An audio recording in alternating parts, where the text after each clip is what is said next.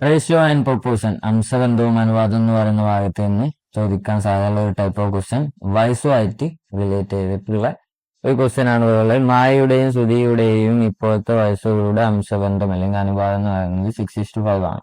മായയുടെയും ശ്രുതി എന്താണ് അനുപാതം എന്താണ് 6:5 ആണ്. അപ്പൊ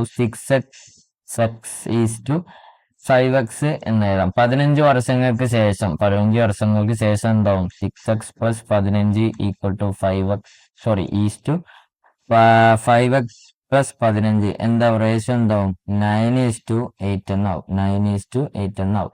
അപ്പൊ 6x + 15 / 5x + 15 = 9/8 എന്നാവും. അപ്പം 8 × 6x + 15 = 9 × 5x + 15.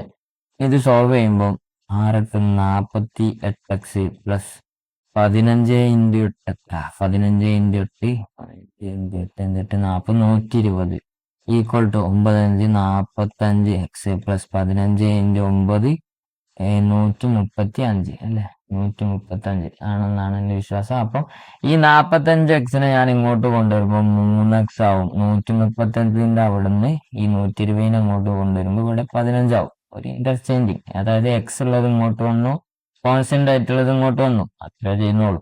അപ്പം x = 15/3 5 വരിക.